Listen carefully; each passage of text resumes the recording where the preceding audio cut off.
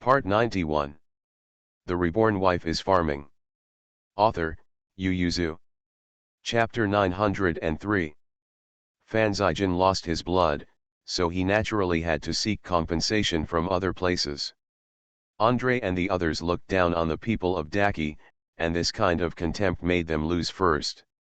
He took Andre's 2 gems, turned around and began to interrogate the pirates. More than 400 people were detained and interrogated separately. In just one day, he found 3 pirates who had killed Daki people. They all participated in the operation of going ashore to rob the Daki people. It was several years ago, but the pirates always like to show off how many people they have killed and how many places they have been to, so they don't remember, and someone will help them. They remember. There were too many of them, and it was too easy for Fan Zijan to divide them from within. The 3 interrogated, after they also pleaded guilty, Fan Zijan was dragged to the beach the next day to be executed, which was not only a deterrent to the pirates who had repeatedly committed crimes, but also a warning to Andre. Andre's expression changed when he received the news. He jumped up and said, "Shameless, he took my gem and even killed someone." Andre was angrily going to him to argue, but his deputy Paul stopped him.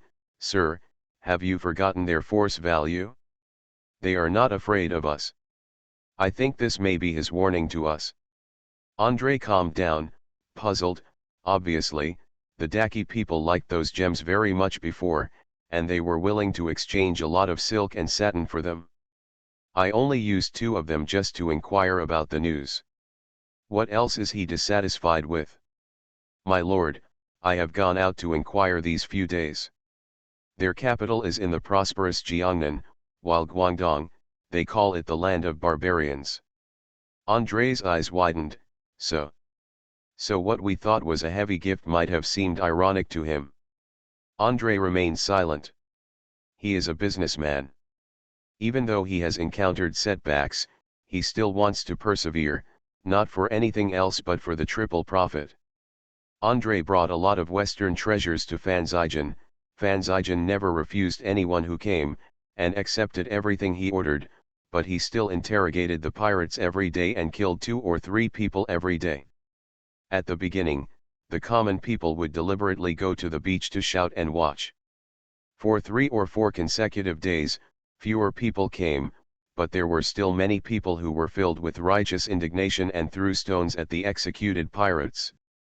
Pedro finally couldn't sit still, and sneaked into Guangzhou City again, urging him to speed up. He didn't want all his people to have their heads cut off. You know, it would take half a year to get here from his homeland, and during these 6 months, the crew may encounter various accidental deaths, and those who can live here are very precious. Andre was also a little haggard. Although Fan Zijan accepted his money, he didn't let him go. For the first time, he felt that Daki was difficult to deal with. Pedro and Andre had another quarrel. He left with an unhappy face, and was stopped by someone as soon as he went out. Pedro and his adjutant looked at the person who appeared suddenly. Fabi made a gesture of invitation. "You too, our lord and duke would like to meet you." Pedro looked at the people who surrounded them. His face was a little ugly, and he had to follow them to Fan Mansion. Andre in the room was shocked when he received the news, and lingered at the door for a while, but he didn't dare to open the door to go out. They were being watched. Chi Heiran sat in the study and flipped through Zijan's quotation, amazed. They are willing to pay so much money. How many pirates can't be done with this money? The minds of people who are not of our race must be different. It is not only us Waxia who have this idea. The golden people are also black-haired and yellow-skinned like us. They don't have one heart, let alone they are yellow-haired and white-skinned. They recruit people here. Once an imbalance in the number of people is tantamount to courting death, so these more than 400 compatriots are very important to them, Fan Zijan said with a smile. In the final analysis, it is because their country is too far away. Fan Zijan never thought of doing this kind of business with Andre, accepting bribes and letting him go. Even if he has Chi Ziyuan as his backing, he can't let people catch this handle, so if he wants to release people, he will let them go openly, and if he wants to collect money, he will take them openly. After learning from Chi Heiran that the foreign pirate leader had entered Guangzhou, he wanted to talk to him directly. Talking to Andre means that Andre will earn a lot of money from him that belongs to him. Just because he is generous to Chi Heiran and Mu Yangling, it doesn't mean that he is also generous to other people. Well, of course, Andre won't be allowed to earn the money. So the gifts were almost received, and it happened that Pedro also came, so he saw him. Pedro was escorted to the study to meet the two. The first meeting between the two parties was not pleasant. Fan Zijin recalled his embarrassment at the time, while Pedro remembered his recent loss. The most important thing is that his life is at stake now. In the hands of the opponent. Because of language restrictions, Fan Zijin didn't beat around the bush, and asked directly, "Your subordinate you want to redeem?" Pedro was taken aback for a moment, then overjoyed, nodded and said, "That's right, are you willing to let me redeem you?" "How much is the asking price?" Fan Zijin said flatly, "I'm not satisfied with the price Andre asked." Pedro was silent for a while. He didn't know how much Andre's asking price was, but he knew Andre's personality, so there must not be much. Just as he was about to say a statistic, Fan Zijin suddenly stretched out his finger and shook it. He smiled and said, "First of all, I would like to advise you that Andre has made 3 offers before, and I am very dissatisfied, but you only have one chance to make an offer this time, and we can continue to talk if I am satisfied. If you are not satisfied, then I will trouble you stay with them in prison, and I will wait for the next person who will buy you off, or send you to exile in a barbaric land." Pedro saw that Fan Zijin's smile didn't look like he was joking, and his heart twisted. He knew that some nobles like to torture people and watch people suffer. Obviously, he met a noble who likes to abuse people. Pedro didn't dare to take chances this time, and directly quoted his reserve price, which was the highest price he was willing to pay. If it was higher than this, he would not be able to do it, even if he was sent to jail. Fan Zijin laughed now, and nodded with satisfaction. "It can be seen that you are very sincere. In return, we can talk." Fan Zijin took out a list and handed it to him, and Pedro took it. It had the characters of their country on it, and there were 123 names on it. He looked at Fan Zijin with some doubts and asked, "I want to buy it together, not in batches. Don't worry, I can get this little money out." Fan Zijin shook his hand and said with a smile, "These people are not redeemed for you, but to tell you that you can redeem everyone except these people, and these people have the blood of my Daki people on their hands, they need blood to pay." Pedro opened his mouth to object, and then he raised his head and met Chi Heiran, who had been silent all this time. Chi Heiran looked at him coldly, and Pedro felt as if a mountain was pressing on his body, which was suffocating. When he finally broke free from this state, he found that his back was cold and wet. Looking at the two people sitting above, Chi Heiran was still sitting there with downcast eyes as before, while Fan Zijin was serving tea leisurely. Pedro's face changed a few times. He squeezed the list in his hand, nodded with difficulty and said, "Okay." Fan Zijin smiled, then, "Let's talk about the ransom for you and your adjutant." Fan Zijin smiled and said to the stunned Pedro, "Pedro, don't forget that you and your adjutant are also our prisoners now. The reborn wife is farming." Author, Yu Yuzu. Chapter 904. After Pedro left, Chi Heiran moved his body and asked with wide-eyed eyes, "You got the money?" Fan Zijin smiled contentedly, flicked the paper in his hand, and said, "Rebuild the fishing village, and we have the money to resettle the fishermen." Because of the sea ban, pirates often went ashore to plunder. There were few people living 10 miles offshore. All the former fishing villages were forced to be relocated or abandoned. Thousands of people lived in 2 or 3 slums, and people died of starvation or illness almost every day. Now that the sea ban is reopened, they will definitely leave the slums and build houses near the coast, so that they can catch fish more conveniently. If Fanzijan was still in his previous status, he would definitely only see the reopening of the port, with officials and rich businessmen coming and going, but now that he is a magistrate, he must first see the people under his rule before seeing those rich businessmen and officials. The latter have their own ability and money, and he only needs to provide the support of the court and express his attitude, while the former is weak, not only does not have the capital to stand up, but he may even find it difficult to survive. It is the responsibility of the government to rebuild the fishing village and resettle the fishermen, but there is not even a mouse in the warehouse. How can he arrange it? You can't use private money to subsidize it like Heiran, can you? It is considered generous for Fanzijan to give money to Heiran to support the army, so naturally it is impossible to use money to support the warehouse, so he can only seek compensation from other places. He also didn't expect Pedrakan to pay such a high price for the more than 300 pirates. It seems that the crew is more expensive than he expected. After the matter was settled, Fanzijan didn't take too long to push the wheel, and directly pulled the remaining pirates who deserved to be killed to the seaside, and said to the onlookers and fishermen, "These people have the blood of my people in Daki on their hands, so they should be killed. Kill, this government swears here, whoever kills the bandits of our Daki people will be punished no matter how far away." Master Chingtian is wise. The people around Fanzijan knelt and knelt in a circle.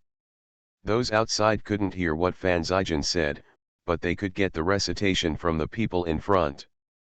Everyone who heard it knelt down and expressed gratitude. After a while, the whole beach, all the people on the road knelt down, layer upon layer, and they couldn't see the edge at a glance. Fanzijan looked at these ragged but reverent people kneeling towards him, and for the first time, he had the arrogance of becoming the people of the world. Impulsively, Fanzijan waved his hand and said, "This government will help the displaced fishermen rebuild their homes and subsidize them to build fishing boats." As soon as these words came out, some fishermen cried on the spot and kowtowed to Fanzijan with a bang bang. For farmers, the land is the lifeblood, but for fishermen, the boat is the lifeblood, and the boat is equal to the land. Fanzijan's words undoubtedly gave them a second life. How could they not be grateful? Heiran blinked, tilted his head and whispered to Mu Yangling, "In the future, whoever dares to say that Zijan is not generous, I will definitely beat him to death." You see, before Zijan only planned to build 3 fishing boats for each fishing village, but now it seems that there must be 1 household and 1 boat. Fanzijan and Heiran were so close that they could just hear him. He was so angry that his liver hurt for a moment. He gave Heiran a hard look, waved for execution, and stood aside with a sullen face. Everyone thought that Fanzijan was an angry pirate who killed and looted the common people, are even more impressed by him. Mu Yangling knew Fanzijan best, and knew that he must be suffering from heartache, so he stretched out his hand and twisted the soft flesh around Heiran's waist, telling him to be more honest and not add fuel to the fire. You must know that he only planned to use the money bought by pirates to help the fishermen before, but now he is talking too much, and he certainly can't just give each village 3 fishing boats, but he can't get the extra silver out of the warehouse and he has to post it himself. Even though he knew that Fanzijan was rich, Mu Yangling couldn't help but worry about him right now. Most of the money he earned from doing business was moved into Qi Ziyuan's private treasury, and then moved from Qi Ziyuan's private treasury to the national treasury. It can be said that there is not much left in his hands. Not long ago, he had just borrowed a sum of money from him. Thinking of this, Mu Yangling immediately felt sorry for Fanzijan, as if he always borrowed money from others. Fortunately, Xiao Xia didn't care about foreign affairs, otherwise he would have died of anger. As a good friend and brother, Mu Yangling felt that Fanzijan could not be made to suffer so much. When he returned, he deliberately pulled Heiran a few steps behind, and said in a low voice, "You have no money." "You need money urgently," Heiran said angrily. "Yes, we didn't bring much money when we came here, and it's inconvenient for you to buy anything. Just wait, I'll borrow some from Zijin later. Mu Yangling quickly grabbed him and said, I have money, so don't borrow it from Zijin, we'll talk about it when we get home. When he got home, Mu Yangling pressed him on the opposite chair, and asked straightly, Heiran, tell me honestly, how much did you borrow Zijin? Zijin asked you for money, this was the only reason Chi Heiran could come up with, otherwise why did Aling, who had never asked about these things, suddenly ask this? Chi Heiran said distressedly, Zijin must be short of money, otherwise he won't open his mouth with you. I still have some money on me. I will send it to him later. I don't know how long it will take for Zuliang and the others to come. I don't think it's better let people go back to Beijing to bring more silver, he must have spent a lot to help the fishermen, so we will give him tens of thousands of taels. Chi Heiran carefully looked at Aling's face and said, Zijin often borrows silver.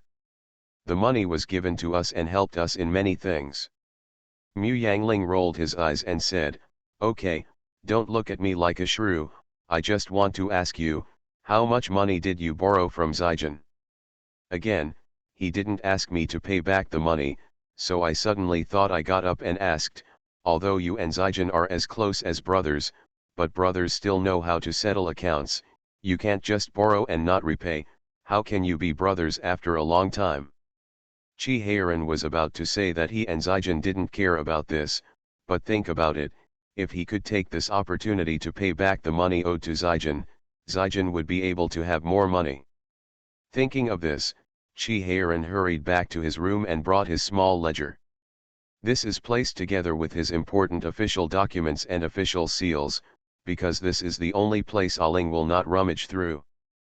Chi Heiran's private money and private account books are hidden here, and these must be carried with him, so let's go. Fei Bai packed them up together, which made him find them as soon as he looked for them. Mu Yangling glanced up and down his small ledger in surprise, and asked, why didn't I know you had this thing? Chi Heiran's face froze, it was over, he was busy paying back the money, and took out all the private books.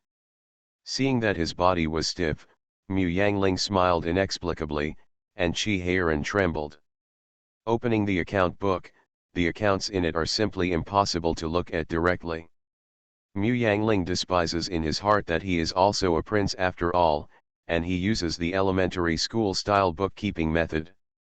Although naive and confusing, it can still be seen clearly. As big as when and where I took bribes from whom, and as small as when and how many monthly cases were left, I can remember clearly, and there are even some diary-like emotions in the middle. For example, the master must save money to buy for Aling a jade bracelet, although Mu Yangling has not seen the shadow of the jade bracelet until now, but this kindness is enough to sweeten her heart. You are listening to Novels at Bless Up channel. Wish you happiness and luck. Please subscribe to receive new novels. How do you feel about this novel? Please like and leave a comment.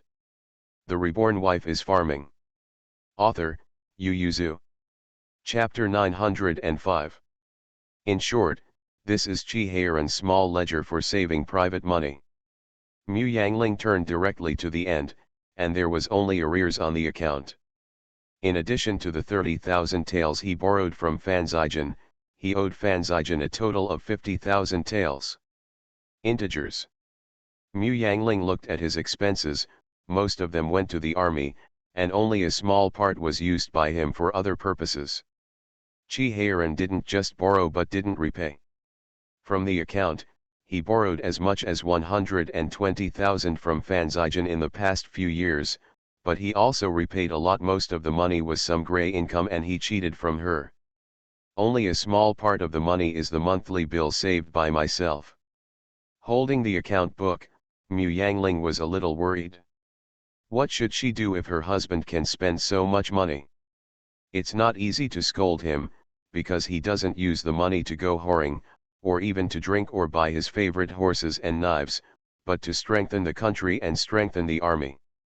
Thinking of the status quo that China will be bullied every step of the way hundreds of years later, Mu Yangling can't say anything against it, and can't even make an angry expression. She still thinks that he is doing the right thing? Although they took the money from the family, but when they think about it carefully, they are not short of food and clothing, and the money is only kept for Xiaoxiang and the others, but her son is really poor enough to need them to leave them so much money. It's not a girl. With his father's connections, are you afraid that they won't be able to make a living when they grow up? In contrast, her grandson's grandson's grandson may be bullied or even massacred by foreigners in the future. No matter how much money she keeps now, they may not need it, so it's better to do more now. Maybe it will make a few 100 years later, China will not be too weak, and they can save their lives. Chi Heiran looked at Aling's face anxiously, and seeing her face change a few times, he became more cautious. Aling, are you all right? Mu Yangling closed the small ledger, and sighed, I also owe Zijin 10,000 taels here. Let's pay back Zuliang's money first when he comes down. He is also in trouble now, he must invest in sea trade quite a few.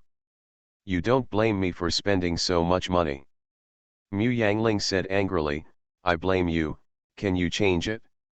Chi Heiran rubbed his nose, and whispered, if you are really upset, I will change it, but there is no guarantee of the effect.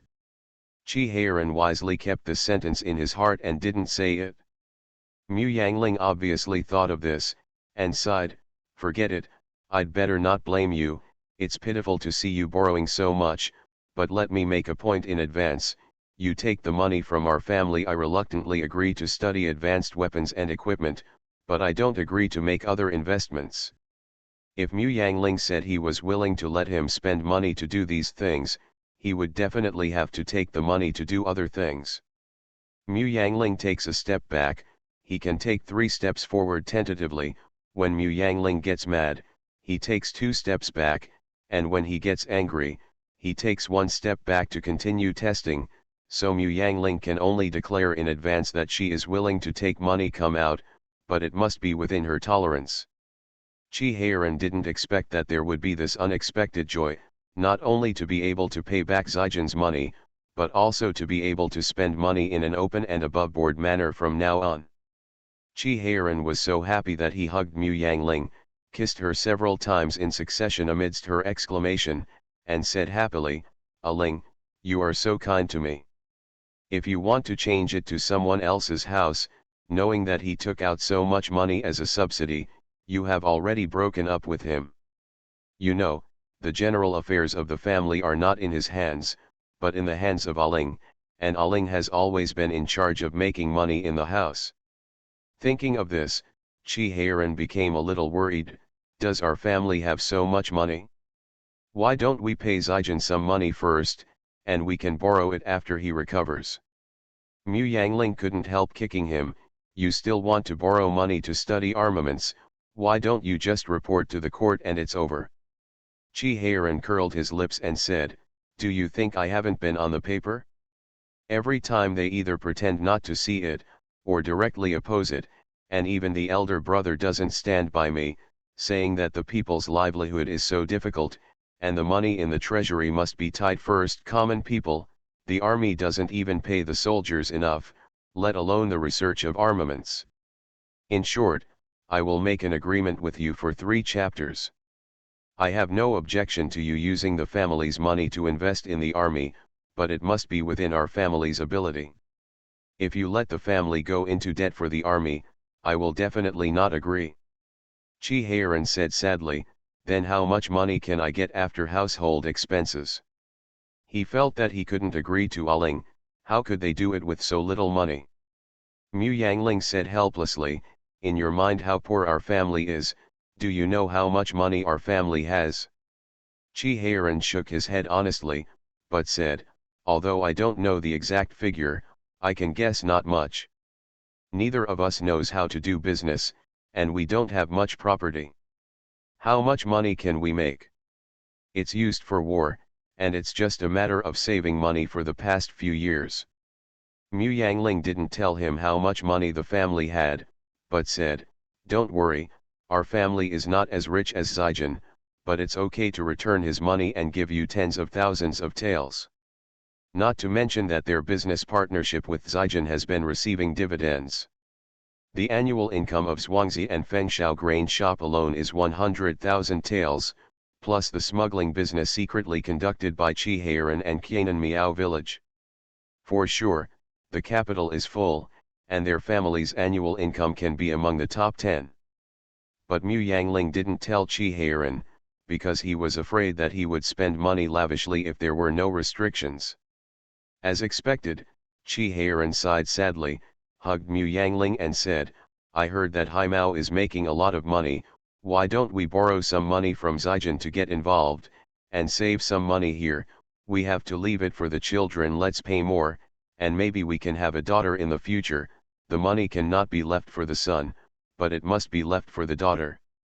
Qihairan spent his family's money, so he really saved a lot. Although there are still not many things in the navy, he no longer blindly spends money on buying, but leads people to make things that he knows how to make. If you will, ask for a report with the Ministry of War. Just as the weather was getting colder and Mu Yangling put on his jacket, Xiao Xia arrived with a few children. The three of Mu Yangling, who got the news one day in advance, were waiting at the gate of the city to pick them up. In order to show off, Xiao Xiang specially switched from the carriage to the horse 5 miles away from the gate of the city, straightened his back and rode the horse towards the gate of the city under the protection of the guards. The three little ones huddled together by the car window, looking enviously at the elder brother who was galloping ahead. They also wanted to ride a horse, but the adults refused to agree, since they had learned to ride a horse too. Xiao Xia rested her stomach and looked at the city gate that was getting closer and closer, and she breathed a sigh of relief in her heart, feeling that the 20 days of fearful life was finally coming to an end. In the past, it was quite easy to see Aling with 4 children. The children were disobedient. As long as they stared, they would be honest immediately. Damn it, he even leaned up to face her with his butt, and comforted her, "Second aunt, it's okay, you can hit me, but be gentle, or you will hurt my brother in the stomach." The Reborn Wife is Farming. Author, Yu Yuzu. Chapter 906. Seeing the parents at the gate of the city from a distance, the 3 children in the car screamed. The little bear had already jumped into the arms of the parents, standing between the parents and smiling brightly at the car. As soon as the car stopped, the 3 children scrambled out of the car. Xiaoan threw herself directly into Fan Zijin's arms, and the tiger head and the little lion also rushed to their parents. It was the first time that Mu Yangling had been away from the children for so long, and his heart trembled. At this time, he hugged his son and couldn't help kissing each of their faces. Fan Zijin showed a horrible expression, and carried Xiaoan directly to the carriage to pick up Xiao Xia. Seeing her protruding belly, he asked with some concern, "Are you getting used to the road?" Xiao Xia nodded with a blushing face. "Except for the child's fuss in the first 3 months, he has been very well behaved recently, and there is no discomfort even during the journey." Fan Zijin nodded, stuffed Xiaoan into the carriage, climbed into the carriage himself, and said, "Let's go." Xiao Xia looked at him in astonishment, then at Qihairan and his wife who were still stuck in the middle of the road talking to their children, and asked, "Master, don't we wait for 4th uncle and younger siblings?" "There's no need to wait," Fan Zijin said flatly, "we'd better avoid such a shameful thing as soon as possible." Because Mu Yangling kissed the 3 children, the 3 children held out the principle of fairness and generously let Qihairan kiss them. If it was at home, Qihairan would gnaw on it, but this is outside. Qihairan is concerned about the secular world and is unwilling. The 3 children couldn't wait for their father's kiss, so they couldn't help being stunned for a moment. The little bear grew up and became more sensible. He generously hugged Qihairan's waist and climbed up, held his father's face and kissed him on the face with a boo, wiped his mouth, and said, "Father, it's time for you to kiss us, hurry up, we're still here going to visit our new home." The tiger head and the little lion also gave their father a perfunctory kiss, and then waited for him to complete the meeting ceremony at their home, so that they could go back and visit the new home quickly. The crowd secretly watching were stunned. Not only did the prince hold his child in his arms like a normal father, but he even kissed the children. What kind of etiquette is this? Ordinary people feel that the prince is much closer, and it turns out that the prince is just like them as a father. But the scholars felt that the prince's move was too insulting to the gentleman. Although he didn't have any children now, judging from the performance of the 3 children, he obviously did this often. If he spoils the children so much, isn't he afraid of spoiling the children?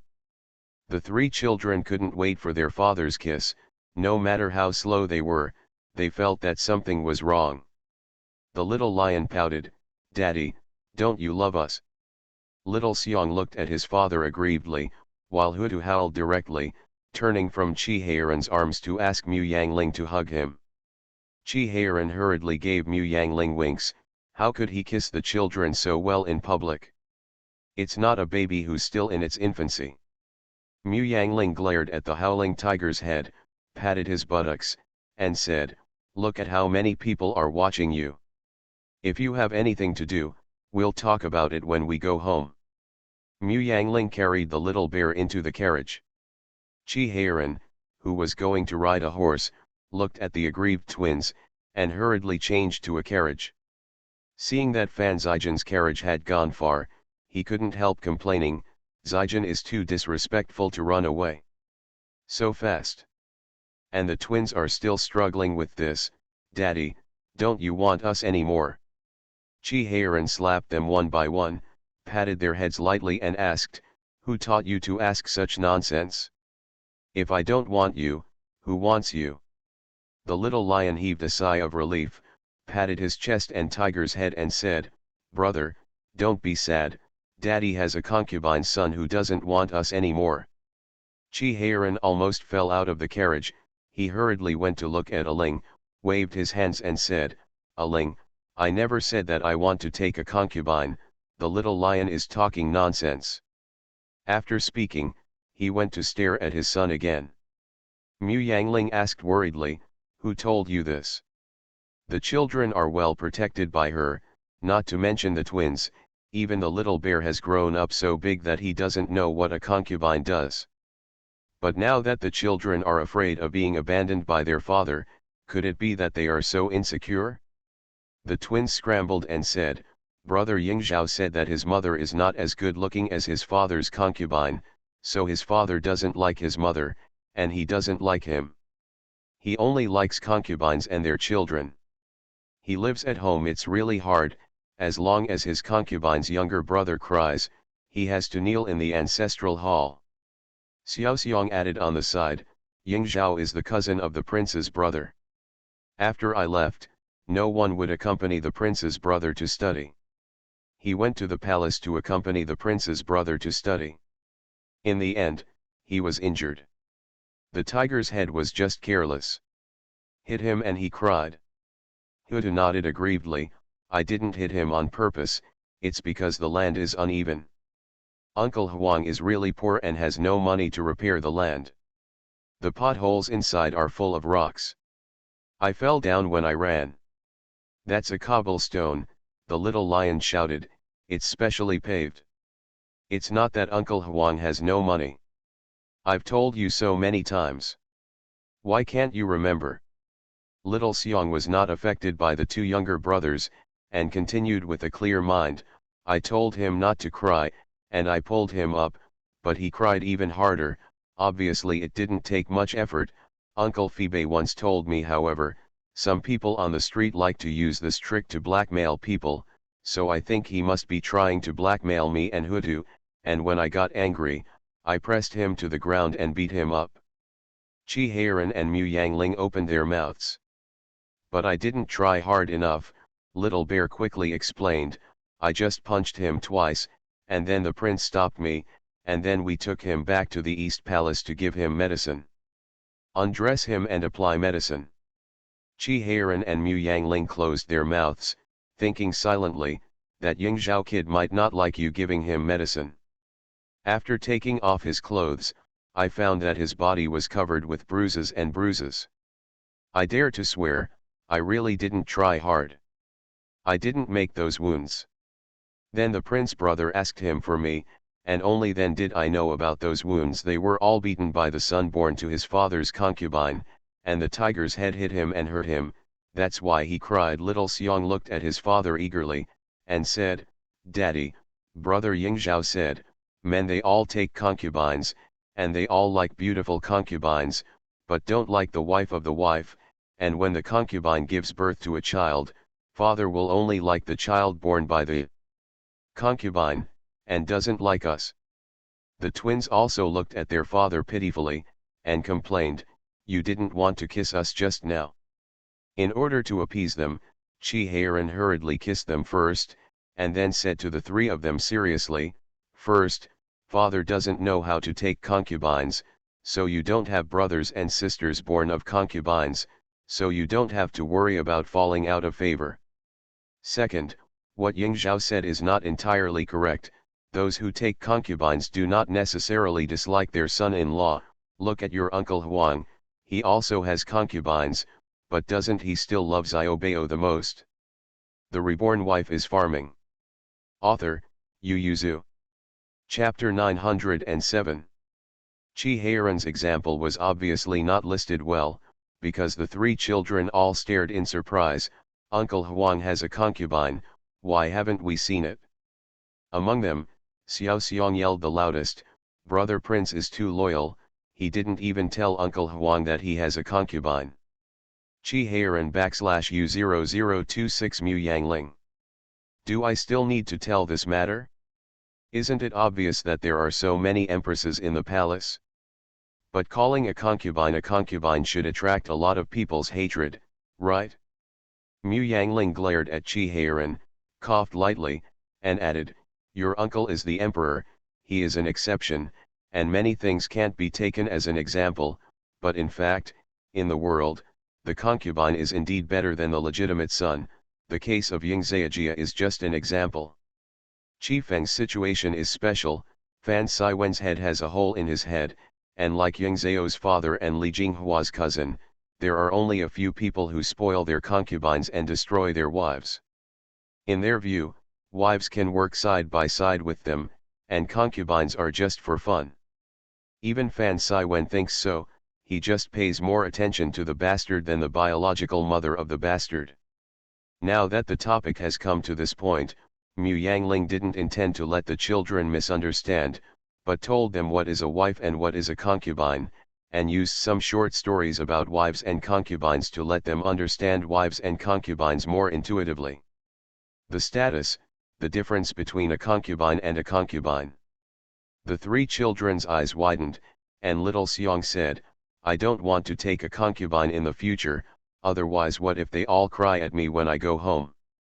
Hearing from his mother that concubines like to complain by crying, Xiao Xiang made up his mind in an instant. The little lion breathed a sigh of relief, patted the tiger's head on the shoulder and said, brother, fortunately our mother is pretty enough, otherwise you must be dead if your father takes a concubine. Huda pouted and asked, why? Because you're so stupid, little Xiang and little lion blurted out, and little Xiang felt happy, thanks for your beautiful mother, otherwise I would have to watch over you every day to prevent you from being bullied by bastards, and you wouldn't even have time to play. It was as if Mu Yangling was not pretty and Chi Heiran would take concubines. Chi Heiran's eyes widened with anger. The eyes of the three sons were all like Chi Heiran's, and they all stared round at once. Mu Yangling looked at them with big eyes and small eyes, and smiled and comforted him, don't worry, your father dare not take concubines. What do you mean dare not? Chi Heiran pouted and said, obviously the master voluntarily refused to accept it. Yes, your father is voluntary. Chi Heiran coughed lightly, straightened his back and said to them solemnly, okay, don't be startled like a frightened bird, I only want brothers and sisters from your compatriots in this life. Hudu asked curiously, what is a compatriot? The little lion was equally curious. The little bear raised his hand and answered first, I know, they were born with the same mother.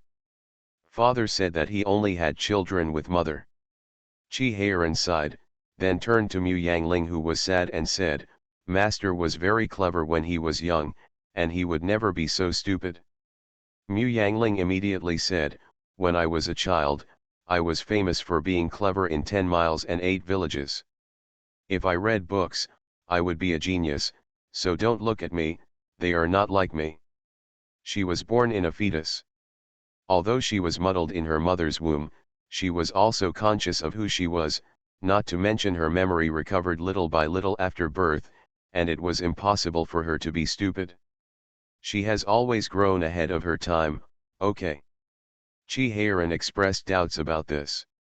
He felt that although Ling was smart in some things, he was really confused and stupid in more things. Could it be that the sons would grow up selectively? Only learn the stupid side of Ling, but didn't inherit her smart side. Chi Heiran became worried. It seemed that he could no longer spend money lavishly, even though they were sons. He had to leave more money for them and buy more property, otherwise what would happen in the future? Chi Heiran returned home full of worries, but when he reached the gate of Fan Mansion, he was stopped by Steward Xia with a face full of embarrassment. He stammered and said, Our Lord said that the prince's side has also been cleaned up, and we will go to live there today. Well, our father and his wife, Shiziye, have just met, and we have some homely things to say. Chi Heiran pouted, turned around and left, stood in front of the carriage and said to Mu Yangling, Zijin is so stingy, didn't he just forget to say something to him, didn't he leave us and come back early? Let us in. Chi Heiran thought that Fan Zijin didn't let him in because when he was picking up people at the gate of the city, he was full of thoughts about his sons who were coming and ignored him. Mu Yangling said, Anyway, our house has been packed, so let's go back to our house and let someone move our things over. This time, their home was still located next to Fan Zijin's house, and it was sold to them by Yuan Weilang, a former official. Their family still has a house not far from here. Selling this place to King Rongjun not only sold the prince well, but also got a lot of money. Because he was in a hurry to hand over the house, Mu Yangling bought the house at a price 10% higher than the market price. As early as a few days ago, she changed the bed, soft couch and other furnishings in the house, and lived in when the children came. Although they checked in half a day earlier than expected, they were able to stay together as a family, and Mu Yangling also felt very happy. The twins were very excited to see their father, and told him what they had seen and heard on the road, while Little Bear talked about what happened in the capital after they left. Of course, all he knew was what happened around him, Xiaobao, and his brothers, but Chi Heiran and Mu Yangling they all listened with gusto. Knowing that besides Xiaobao, he has also become good friends with Li Yingzhao, Mu Yangling asked curiously, if you hit him, is he still willing to be good friends with you? Although fights and quarrels between children get better quickly, the premise is that they have a foundation of friendship. If they don't, then they can only have conflicts and then become enemies.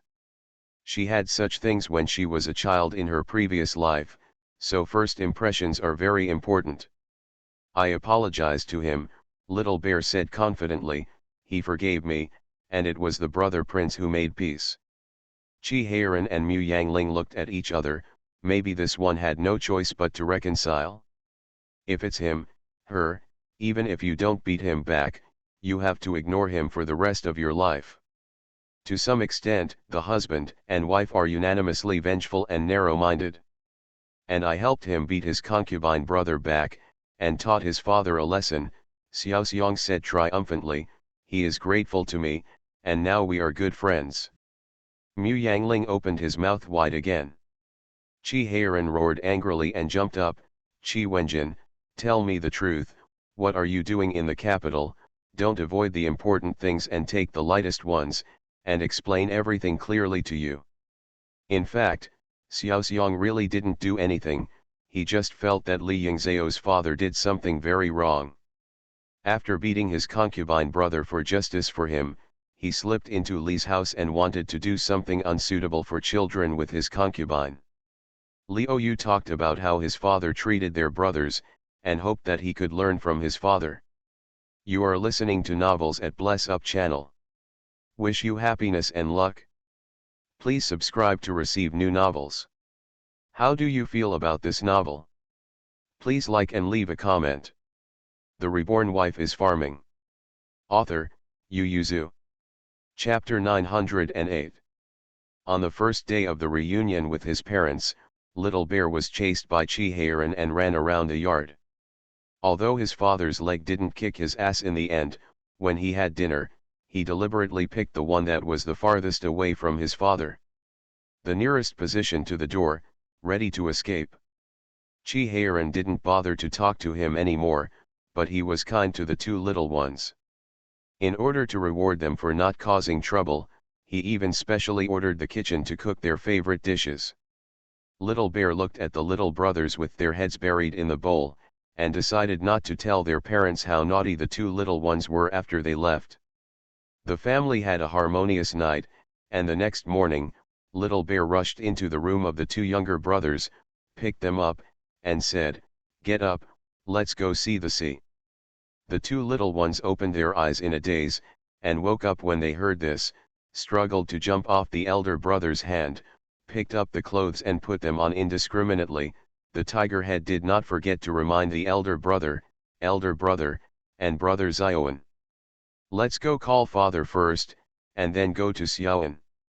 Chi-Heiran was sleeping soundly with Mu Yangling in his arms. The sound of the children running over and kicking made him open his eyes involuntarily. His brain was confused for a while, and then he suddenly remembered that the children had arrived here from the capital. Chi-Heiran couldn't help but sighed in his heart. Why did these three bastards get up earlier?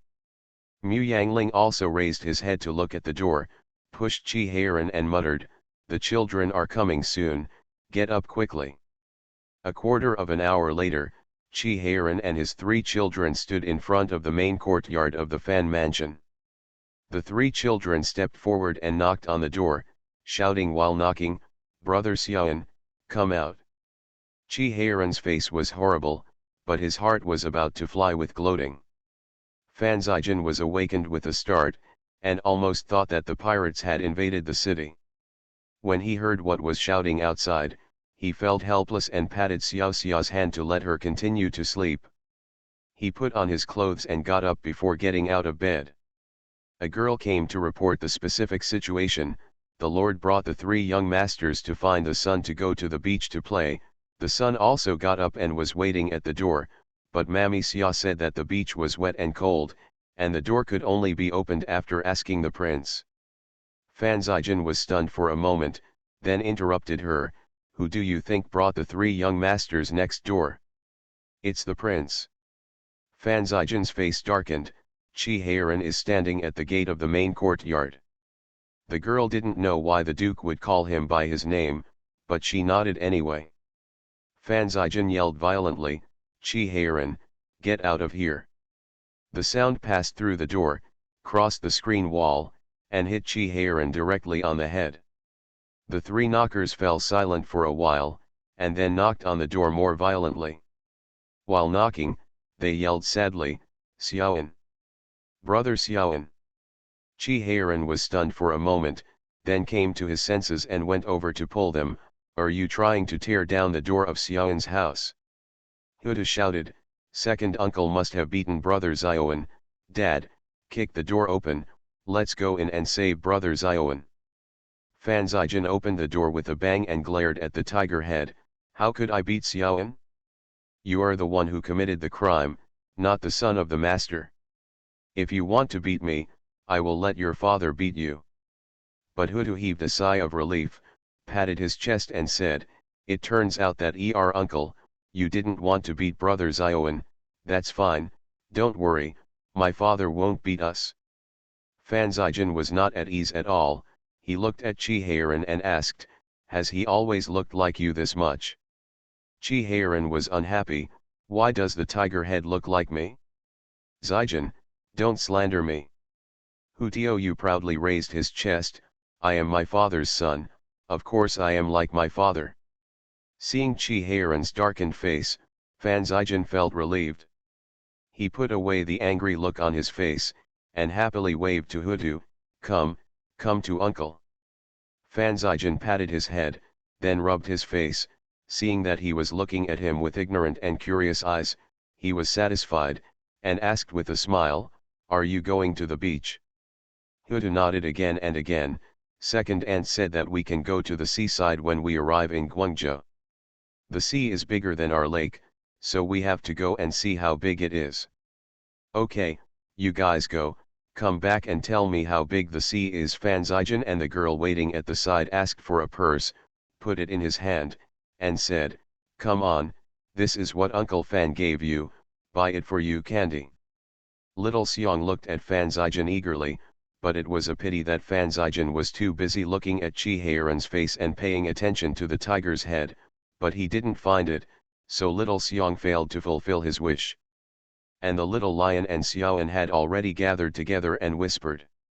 Chi Heiran didn't want to bear Fan Zijian's gaze anymore, so he stepped forward to pick up a few children and walked out.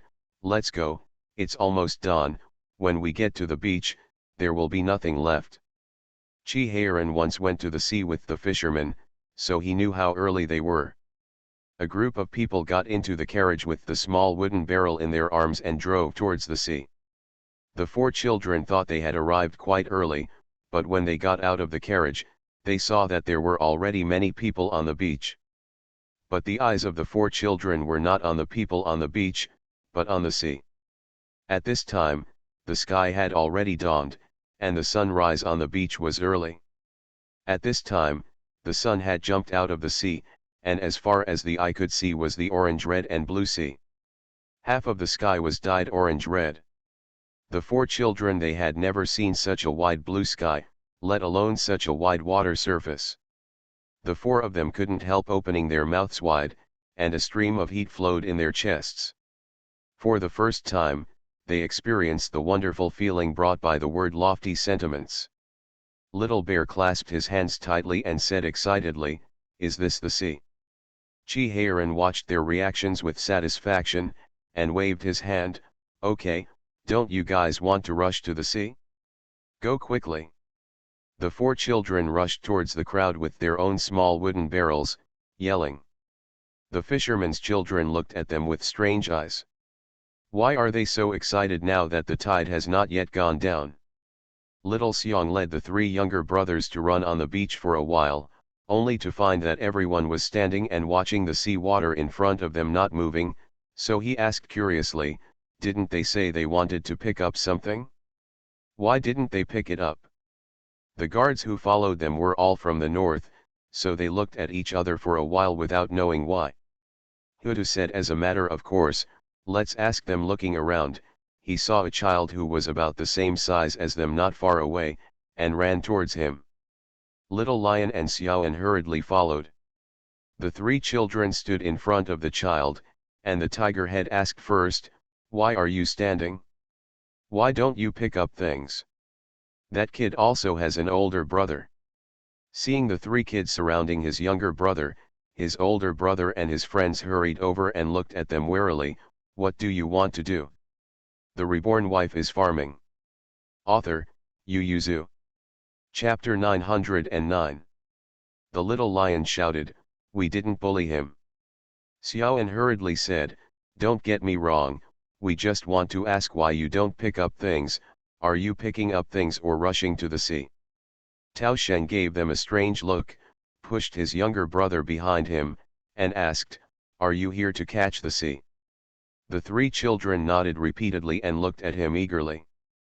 The little bear saw many older children running towards the 3 younger brothers, and hurriedly ran to them. Tao Hung just glanced at him, and said to the 3 younger ones, the tide has not receded yet, so you can't find any good things. Let's wait with everyone, and you will follow when everyone runs forward in a while. After speaking, he pulled his younger brother to the side and asked him to stay away from them. At first glance, those people looked like young masters from rich families who came to join in the fun, which was different from them. They raced to the sea to survive, but they played for fun. The 3 little ones were still confused, and turned to look at the little bear. "Brother, do you understand?" Little bear said, "When the tide goes down, we'll just run along." As soon as the words fell, someone shouted, "Retire!" The fishermen and children who were still standing ran forward with a whoosh.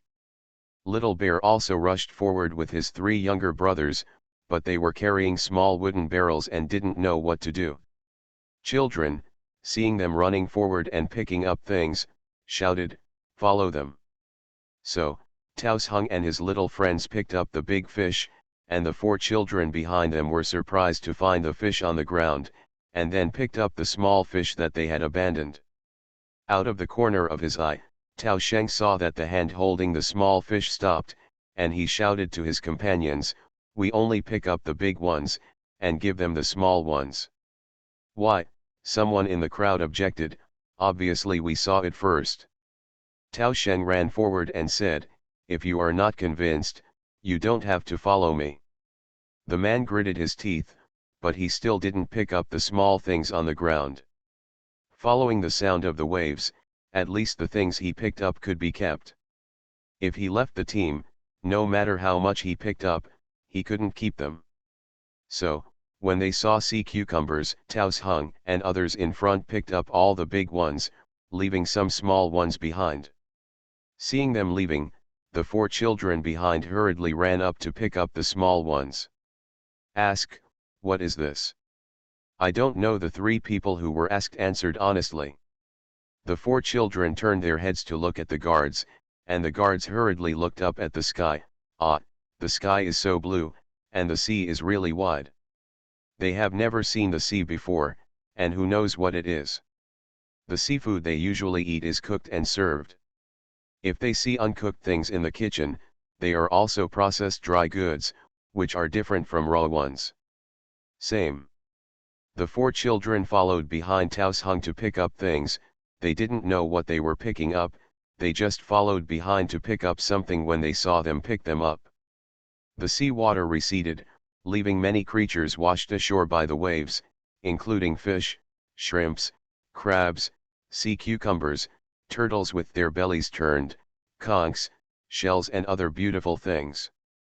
The small wooden barrels of the 4 children were filled before they picked up sea water, but the fun of picking up things was picking things up. Even if there was nothing to fill, they would still pick up things. Pick up things and put them in the big wooden bucket of Taos Hung. Little bear imitated Taos Hung and picked up a big crab, yelled and threw it into Do Sheng's wooden barrel, then turned around and continued to look for good things. Tao Sheng and the others stared dumbly at the 4 screaming children running around looking for things, and were silent for a moment. From time to time, the guards accompanying the 4 children would give pointers to the little masters who slipped through the net, and they would turn around and pick up the things and continue to throw them into the wooden barrel of the sound of the waves. Bright, everyone scramble to the sea is over. Chi Heiran came out of nowhere with a wooden barrel in his hand, walked around the barrels of his sons twice, and said with disdain, "Who will eat such a small thing?" The little bear who was watching the harvest of Do Sheng's group heard this, and immediately ran over to protect their small wooden barrel. "Let's eat." Chi Heiran showed him his big wooden bucket, and said, "The things in Daddy's bucket are 3 or 4 times the size of yours, so I still care about your things." Little bear snorted, "We know things now. When we come tomorrow, we will definitely find someone older than you." The 3 little ones also rushed over and said, "We have found our friends. We will follow them to look for them tomorrow. We must find more than you." Huda turned his head and smiled flatteringly at Taos Hung, "Would you like to play with us?" Out of the corner of Do Sheng's eyes, he saw the people looking this way, and then at the guards behind the 4 children. He nodded slowly and said, "I am willing. You can still come at this time tomorrow, and I will take you to the sea." "That's great," Huda proudly said to the 3 elder brothers. "Look, I'm not wrong, we are all friends, of course he is willing to take us along." Hudu happily said to Tao, "My name is Hudu, I am the second born in my family, you can call me Zyasin, or you can call me Hudu." Tao Sheng blinked, Not understanding that he was born the second, why did he call him Xiao-san? Shouldn't he be called Xiao-er? The little bears are a little speechless to the tiger head. Isn't this too credulous? The little lion and Xiaoan were afraid that the tiger's head would suffer, so they declared first, "We don't want you to take care of it, as long as you tell us what we can pick up." Isn't that caring? Xiao Xiong knew that he had to pay for what he got, so he stepped forward and pushed the three younger brothers aside, and negotiated with Tao Sheng face to face. "You tell us when to catch the sea and what we should pick up, and we will help you." Xiao Xiong tilted his head. "Help you pick up something?" "No, no." Tao Hung carefully glanced at Chi Heiran, who was watching silently, and said in a low voice, "You just need to do us a favor." "Tell me." Huda patted his chest and said, "I love helping others the most." Little Lion and Xiaoan hurriedly pulled him down from left to right, and covered his mouth again. Little Xiong continued to look at the sound of the waves as if he didn't see it. Tao Sheng glanced at Hu's head, and said in a low voice, "It's nothing, but we have to send something to Boss Hai every time we go to the sea, so I want to ask, can we go back to the city with you? This way we don't have to hand over a third of our seafood." Hu Tiou tore off the hands of the two elder brothers, stared wide-eyed and asked, "Why do you want to deliver the seafood to them? Shall we also deliver it?" This time Zioan and Xiaoshi didn't stop Hutu anymore, they were equally curious. The little bear jumped up and said, I know, this is protection money." Tao Hung smiled wryly, and said in a low voice, "Yes, this is the protection fee, but the protection fee is too expensive, so I don't want to teach it." The children behind Tao Hung also looked at the four children eagerly. Can these four children really allow them to escape the protection fee? The Reborn Wife is Farming. Author, Yu Yuzu. Chapter 910. Do Sheng's words were very straightforward, and the children understood it. Huda tilted his head in doubt. "You don't want their protection, so you don't have to pay the protection fee." Tao Sheng smiled wryly, looking at the few favored sons of heaven. He didn't know how to explain to them. Little Xiong used to hang out with his friends when he was in Lingnan, and he knew the tricks in the so-called protection fee, so he waved his hand and said, "No problem, you teach us how to catch the sea, and we will protect you without charging your protection fee." Out of the corner of Do Sheng's eyes, he saw that the adult was still looking at them with a smile, and he was not angry or opposed. Teach them to identify the things one by one. The little bears took them with them when they were going back to the city, and when they entered the gate of the city, Tao Hung and the others saw that Boss Hai and the others really didn't come to collect protection money from them. They couldn't help but heave a sigh of relief, and they were happy with the little bears bid farewell. They still have to sell the things in the bucket, maybe they can exchange some money and food, and they keep the rest to eat for themselves, as long as they don't starve to death. Compared with the previous 2 years, these days are like heaven, and the sound of the waves is very satisfying. Once they entered the city, Boss Hai had nothing to do with them, so they stayed outside. In the city, they could only be grandchildren. Boss Hai watched a few boys dragging wooden barrels into the village, spat out the grass roots in their mouths, and said nothing. "Boss, do you want us to teach them a lesson? Anyway, they still have to go back to the city, they are only a few years old, and they dare to resist us." Boss Hai slapped the younger brother on the head, spat out the grass roots on his face, and said, "What do you know? This kid like Tao Hung is like his father, he has means, thoughtfulness, and loyalty. If he really gets involved with those few, the eyes of the noble young master are not only his blessings, but also our blessings. Pass on the word, I will cover the boys of Tao Hung in the future, and don't let people collect his protection money." "Ah! Big brother, isn't this cheap for them?"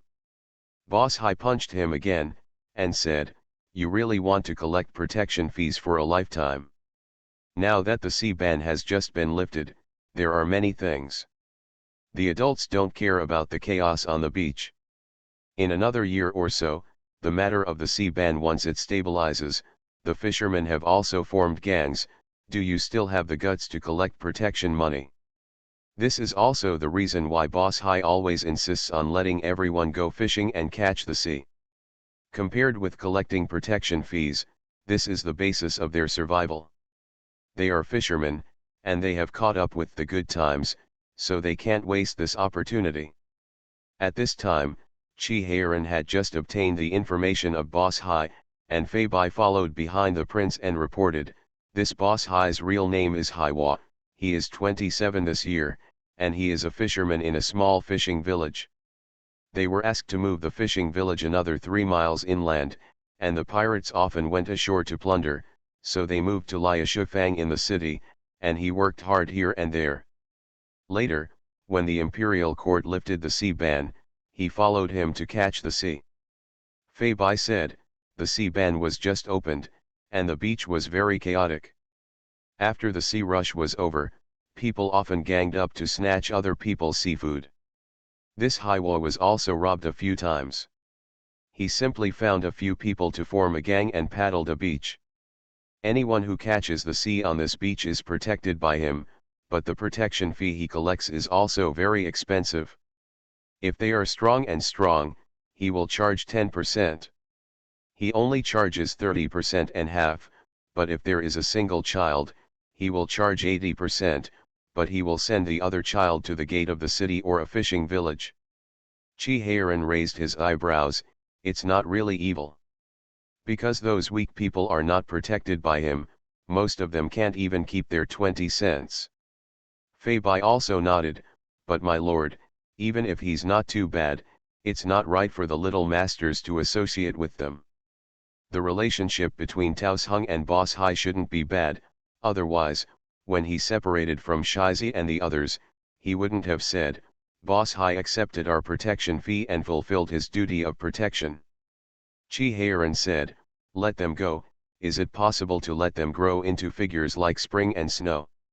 Chi Heiran let it go, and Mu Yangling didn't care about it after going with them twice. Fan Zijin had nothing to worry about, seeing that the parents who spoiled their children were so relieved. So the 4 children and Do Sheng's group of children played better, and went to the sea together every morning, and then went home to study and practice martial arts.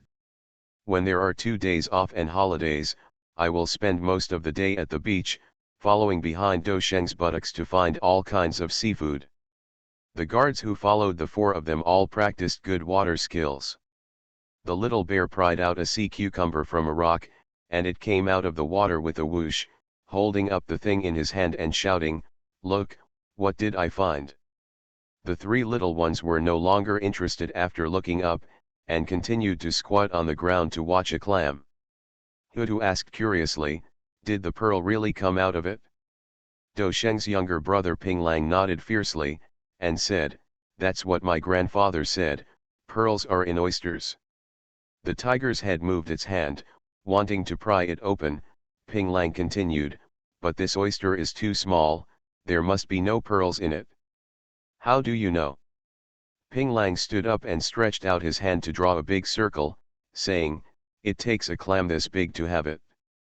The 3 little ones looked down at the clam the size of a palm that was lying quietly on the beach, making them look forward to it in vain. The 3 little ones were silent for a long time, and Xiaoan asked, "Is this clam male or female?" Ping Lang was confused. "Clams are divided into male and female." "Of course we have to divide it," Xiaoan said with a straight face, "everything in the world is divided into yin and yang.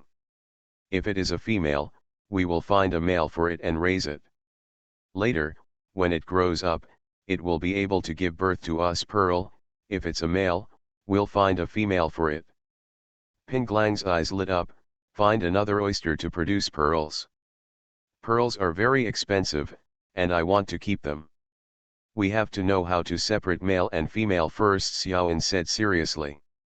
The little lion said anxiously, "Let's look for more.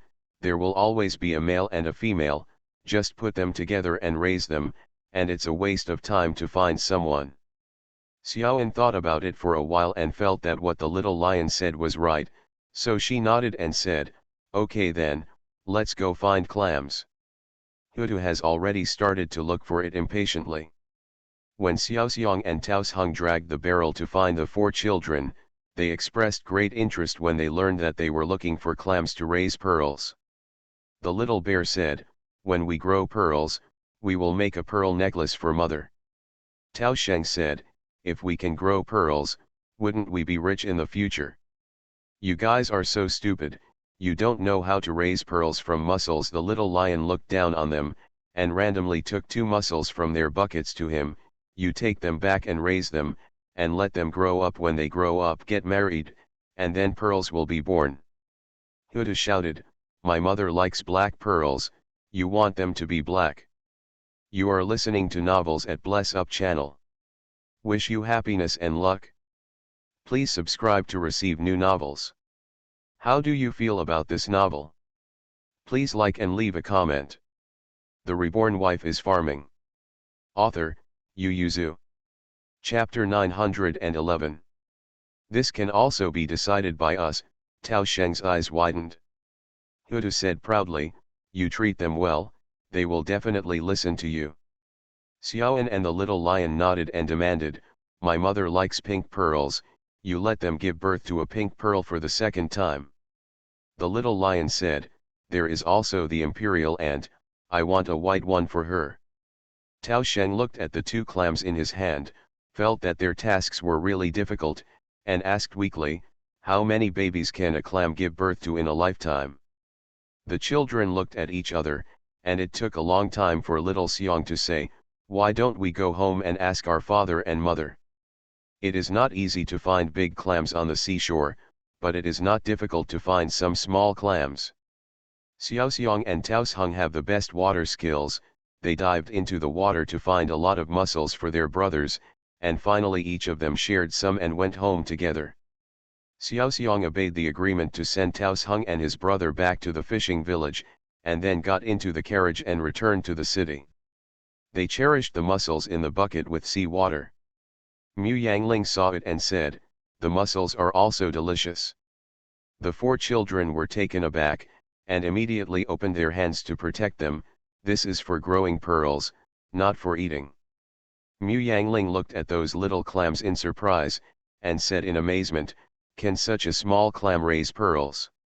"It's enough to raise them up," Hutu said proudly. "Give them more food, and they will grow up soon." This is what Chi Heiran often said to them. Mu Yangling hesitated for a moment, and said, "It seems that sea clams don't eat." "Then what do they eat?" Mu Yangling shook his head, expressing that he didn't know. "You can ask your father when he comes back." Of course Chi Heiran didn't know what sea oysters eat, but he knew that sea oysters and sea oysters couldn't produce pearls, so he asked with his eyes wide open, "Who told you that oysters and oysters can produce pearls?" "Hey, it was Brother Ping Lang who said that he found pearls from sea oysters," the little lion said. This Chi Heiran knew. Pearls found in sea clams are born from mother sea clams. The 3 children's eyes widened, and they shouted in amazement, "Could it be born from a clam in the open sea?" Chi Heiran was so angry that he vomited blood, and Mu Yangling fell down laughing. Chi Heiran patted the table and said, "Who said that pearls are born from sea clams? Shouldn't sea clams give birth to sea clams? How can they give birth to pearls? Then why is the pearl in the sea clam's belly?" Hutu asked unconvinced. Chi Heiran couldn't answer, but he knew that sea oysters can only produce oysters, but not pearls. He said, "You think no one has ever raised oysters? They can't even raise pearls. I guess the pearls are sea oysters are eaten under the sea. The sea is so big, looking for a pearl in the vast sea is about the same as looking for a needle, but the sea oyster is much bigger, the oyster eats the pearl, and one only needs to find the oyster." Gone. The little bear was disappointed and said, "So the pearls are not born by sea clams, but eaten into their stomachs. If we want to find pearls, should we put them back into the sea?" Chi Heiran nodded. Mu Yangling laughed enough, put his arms around their shoulders and said, "Don't listen to your father's nonsense, these pearls are not formed naturally. How can there be so many pearls on the bottom of the sea for sea oysters to eat, and only sea oysters can find them. What? These pearls are grown by sea oysters. The eyes of the three children lit up, and they all looked at their mother with admiration. Mu Yangling smiled and said, I don't know the details, I only know that sea clams like to open their shells. If there is a wind blowing over at this time, the sand may be blown into the shells. Sea clams and shells are soft inside. Meat, mixed with sand must be very uncomfortable, just like people's eyes feel uncomfortable when sand gets in, so they secrete liquid, just like our eyes will shed tears to expel the sand. The same is true for sea mussels and shellfish, but they, unlike us who have hands, we can also ask someone to blow the sand out of our eyes. They can only secrete a liquid continuously. That liquid is called nacre. Grinding away, after a long time, the grain of sand will be rounded and smooth, and pearls will be formed. The eyes of the children widened, and even Chi Heiran forgot to listen. Mu Yangling continued, the longer the age, the rounder and smoother the pearl will become, and the more precious it will be. Difficult, as long as there is a sea area and enough mussels and shellfish, pearls should be grown. The children's eyes sparkled and they asked, then can we raise sea mussels at home? Mu Yangling knew that they did it with a playful attitude, and was happy to support them. He waved his hand and said, there is still a little space in the backyard. I'll ask someone to dig a small pond for you and fill it with seawater. Before a few children cheered, Chi Heiran stopped him, how can you raise this in the backyard? I plan to level that piece of land and build a small martial arts arena. If you want to raise sea oysters, go to the beach to raise them. If you can't, you can find them. Aren't you friends with Taos Hung? Ask him if he's willing to help you raise him, and you can give him some money every month. Okay, let's ask brother Taos Hung to help us raise it. Several children discussed it and decided. On the other side, Xiaoan was being discouraged by Fan Zijin's words. It turned out that sea clams gave birth to sea clams, not pearls. Fan Zijin couldn't answer the question of how the pearl came from and how it was inside the clam's belly. If he didn't know, he just told his son that he didn't know, and he didn't guess randomly like Chi Heiran, so Xiaoan went to bed with doubts in his stomach, and when he woke up the next morning, he was a little groggy, with a look of not getting enough sleep. He went to the tiger head and the little lion dejectedly, and said, pearls are not produced by male sea oysters and female sea oysters. The tiger head and the little lion were full of excitement, nodded and said, yes, sea clams can only give birth to baby sea clams, my father told us. Then why are you so happy? But pearls are still raised by sea oysters. The little lion happily told Xiaoan what his mother said, and said, let's go to the sound of the waves and the peace waves, and dig a small pond near their house to raise sea oysters, and let them watch them for us often. Look, maybe after the new year we will be able to grow pearls. For them, it is a long, long time between now and the new year. Xiaoan cheered up again, and the four children discussed how to persuade him when they saw the sound of waves. Taos Hung also didn't sleep all night. He took the clams home to show his grandfather, and told him about raising clams to grow pearls, which made his grandfather laugh out loud, and he realized that he had made a fool of himself. Thinking of the loss of a way to make money like this, Taos Hung was very depressed, and he didn't cheer up until the tide was receding. Brother Taos Hung, Xiao Xiang, and the others haven't come yet. Will they not come today? Someone worried. Then don't we have to pay protection money to Boss Hai and the others? Boss Hai won't ask us for protection money, as long as you don't leave the team, Tao Sheng said firmly. During this period of time, Boss Hai always had a good attitude when he saw him, and he didn't seem to mind, and he was looking for Xiao Xiang and the others for protection, not from Boss Fang Hai, but from someone other than Boss Fang Hai. After all, Boss Hai wouldn't rob them if they didn't pay the protection fee, but that wasn't necessarily the case for others.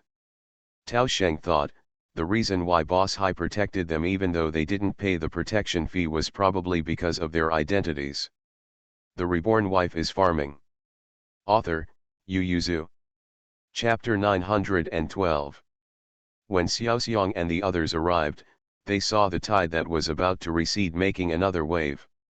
Tao Hung frowned and told his friends not to wander around. He ran over to find the old people standing not far away. Seeing this, Little Bear hurriedly ran over, when he heard the sound of the waves, asking an old man, "Grandpa Chun, why is the tide ebbing so late today?" Grandpa Chun smiled and said, "Silly boy, the ebb and flow of the tide are different every day. During this period of time, the wind is stable, so it looks similar, but in fact, the time of day is so different. Today, the wind and waves are strong, and the tide that should ebb will rise again." Grandpa Chun looked at the sea complicatedly, and said, "This is a good thing and a bad thing.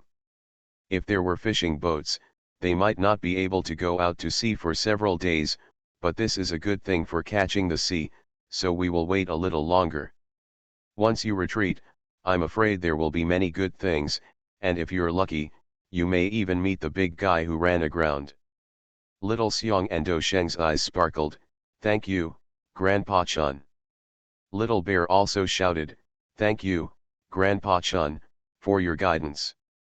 Grandpa Chun looked at Little Bear curiously, and nodded with a smile, "Good boy." He also knew that Tao Hung had befriended a rich man and was protected by them. Seeing the two children run away holding hands, Grandpa Chun sighed in his heart. Tao Hung was stronger than his father, he could afford it, put it down, and bent lower the waist, but the bones are straight. Tao Hung discussed with Xiaoxiang. Grandpa Chun said that there are good things when the tide goes out, but we don't have enough wooden barrels. I think it's better to dig a big hole on the side first, and pour the barrels into the hole when they are full. Pick up some more." The little bear's eyes lit up, and he praised, "This is a good idea. Should we do it ourselves, or should we bring them along?" Xiaoxiang refers to Do Sheng's little friends. Do Sheng's picking speed is fast and his eyes are ruthless. If he divides with others, he will definitely suffer a disadvantage. Tao Sheng laughed and said, "Bring them together, let's discuss how to divide them first, and leave those who are not fast enough to watch the big pit, and when we find a full bucket, they will have to carry it, so that the speed can be faster. Listen to you." The three little ones listened to Xiaoxiang, and Do Sheng's friends naturally listened to Tao Hung, because he had the absolute right to speak among the children, and the distribution ratio was quickly determined. He said, "Let's dig a hole first, and wait when the tide has receded, everyone goes to pick up things. When everyone's buckets are full, they will do as I arranged just now. Those who should guard the pit will guard, those who should change the bucket for us will change the bucket, and those who are quick can just go ahead and pick up the sea. Goods, if you hear shouts from here, it means that someone is going to steal our things, so run back quickly. The children should go down." The three little ones were so excited.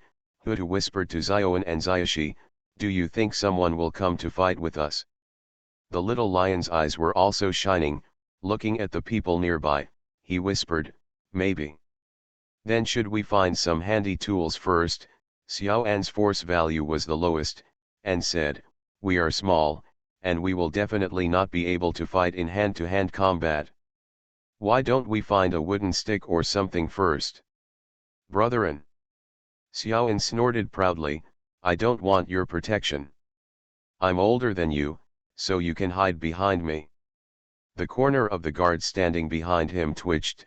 "Little masters, please look back at us, we are not just a display." But the little bears treat the guards as decorations. Even Tao Sheng and others often ignore these tall and burly guards, because their sense of existence is too low. Unless it was an extremely dangerous matter, no matter what Little Bear and the others did, the guards would not make a sound to intervene. "The guards have long been used to being invisible," the princess said, "as long as it is not about their lives, or about other people's lives, they will not interfere if they can, and let them figure it out on their own." The guards had seen with their own eyes that the concubine urged several curious little masters to dig out cow dung and dry it to light the smoke. They knew that what the concubine said about letting go was really letting go. And their first task is to watch over the little masters so that they don't go home or forget to go home because of their strong curiosity. The second is to ensure that they can live and the people they tortured live. So now, seeing the three little masters looking for wooden sticks all over the world, they can only silently follow behind them, quietly pointing them out from time to time, where there may be better wooden sticks. So, when the little bear and the sound of the waves led the people to dig a big hole on the beach, the three children also dragged a few relatively large branches back. The main laborers are the tiger head and the little lion. Xiaoan tried it and found that the tiger head had walked a dozen steps, so he dragged a little. He immediately gave up the disadvantage and gave them the branches, and then pointed out the way and route for them to drag. Of course they couldn't hit people with branches. They wanted to, but they couldn't lift them up, and they dragged them back to let the little bear break off the forked branches and make them straight and convenient sticks. The guards following them squeezed the swords in their hands, wanting to tell the masters that they can do it too, and they don't have to drag so far. But no one heard their voices. The little bear walked around a few branches, picked up one, clicked a few times, and there were 6 sticks that were only a little longer than his arms. Give the tiger head and the little lion a wooden stick with the thickness of a small arm, and said, "You are slow to pick up things, and you will be guarding here for a while. If someone comes to grab them, you will use this to beat them." I chose the thinnest one for Xiaoan, rubbed his head and said, "You will follow behind the tiger head and the little lion in a while, don't let anyone hit you." Xiaoan looked straight at the little bear. "I know," Xiao Xiong answered heartily, and turned to tell his 2 younger brothers, "You must not be separated, and you must protect Xiaoan, you understand?" The tiger head and the little lion nodded solemnly, and Xiaoan continued to emphasize, "I am bigger than the tiger head and the little lion. I am an older brother." The 3 brothers nodded to show that they understood, and Xiao Xiong continued to teach them strategies and tactics. Xiaoan clenched his fist angrily and shouted, "I am the elder brother." The little lion finally paid attention to Xiaoan. He turned his head and said curiously, "Yes, you are the elder brother, we all know, brother Xiaoan, please sit down for a while, we have to learn from the elder brother to protect you." Huda threatened him with his fists, "You have to be obedient, otherwise we won't protect you." Xiao Xiong continued to make up the knife, "Xiaoan, this is about your safety, please sit aside and wait, I will finish talking to my 2nd and 3rd brothers soon." Xiaoan could only stare at them with tiger eyes. Little Bear taught the younger brothers some moves, and let them practice. As for the degree of cooperation, he didn't need to teach them at all, because no one knew how the 3 of them cooperated better than them.